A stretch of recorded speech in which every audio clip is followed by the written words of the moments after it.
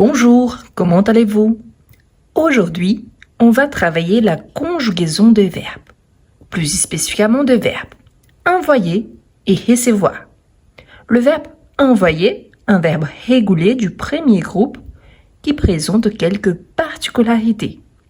Et le verbe recevoir, un verbe irrégulier du troisième groupe. Si vous êtes nouveau, je vous invite à vous abonner, à liker la vidéo et à la partager avec vos amis qui souhaitent aussi apprendre le français. On va conjuguer au présent, à l'imparfait, au passé composé et au futur simple. Si vous ne connaissez pas encore la façon de conjuguer dans tous ces temps verbaux-là, je vous invite à regarder les lives correspondant aux explications de chaque temps verbal. Il y a dans la playlist Lives enregistrés. Donc, je vous laisse le lien ici en haut. Il y a aussi dans la description. On va commencer par les présents.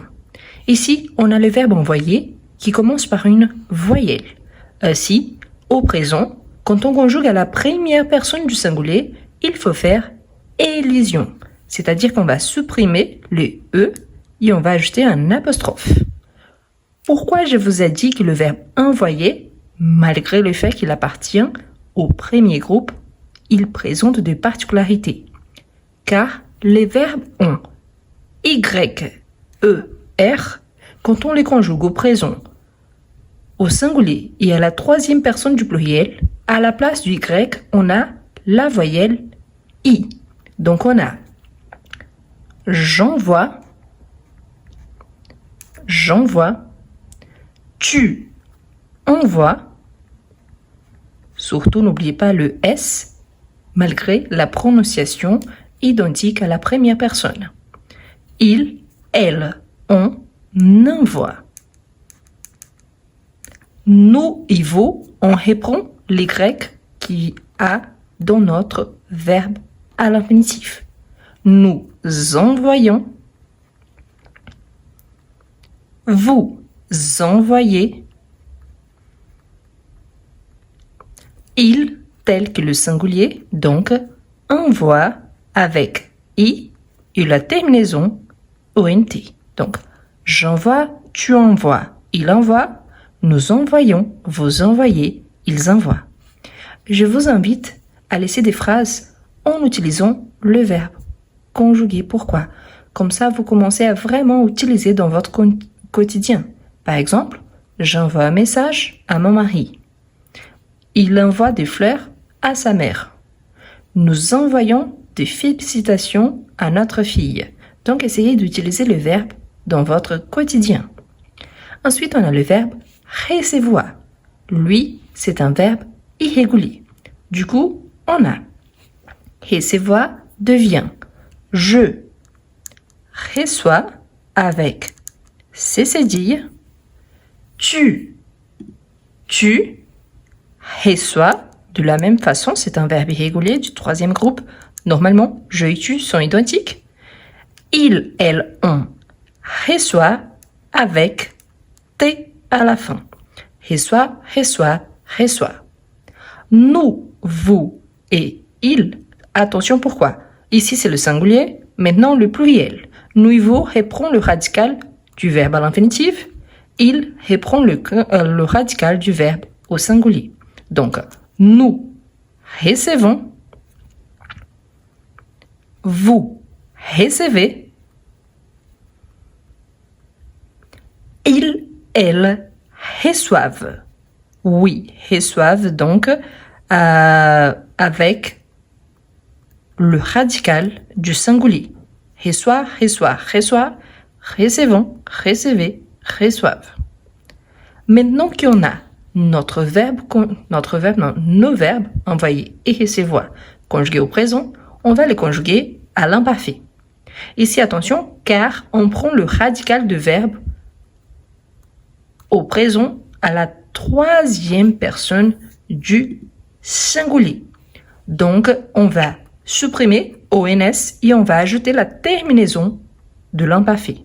Donc, on commence pour faire élision. Donc, on garde jusqu'ici, jusqu'au Y. Donc, on a j'envoyais avec AIS. Tu envoyais, c'est la même chose. Tu envoyais. Il, elle, on envoyait. Mais maintenant avec T à la fin. Envoyait. Nous, je vais juste tourner un petit peu pour faciliter ici, pour que je puisse bien écrire.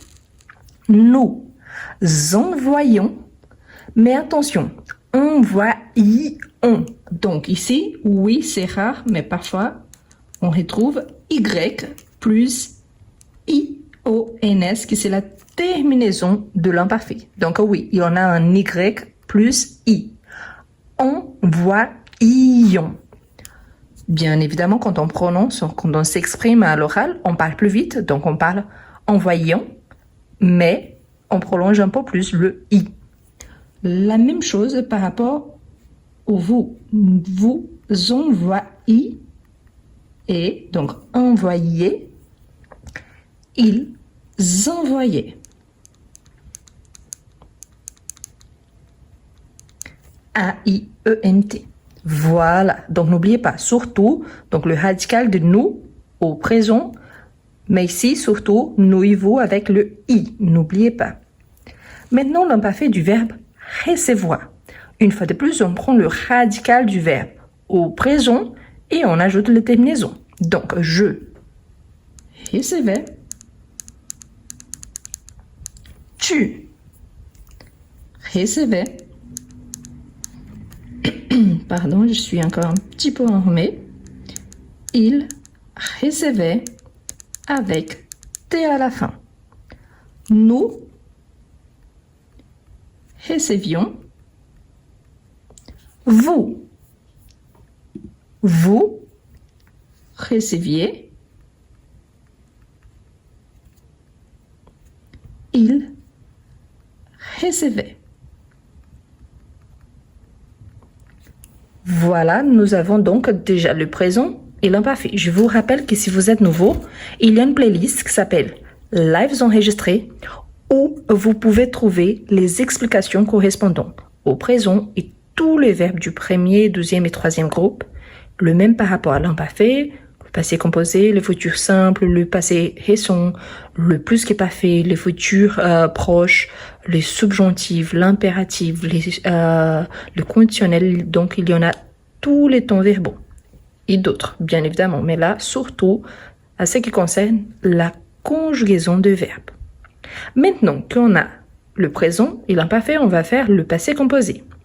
Tous ces deux verbes-là, on conjugue avec le verbe avoir en tant qu'auxiliaire.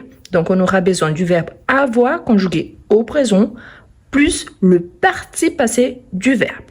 Par rapport au verbe envoyer, c'est simple, on va supprimer le R et à sa place, on va ajouter un accent aigu sur le E.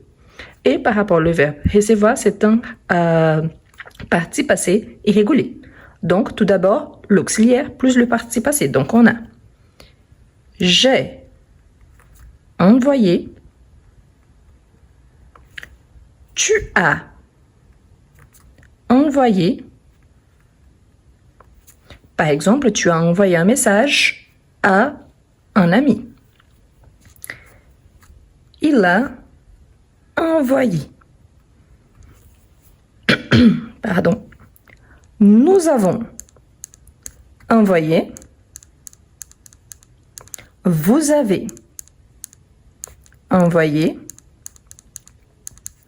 Ils ont envoyé.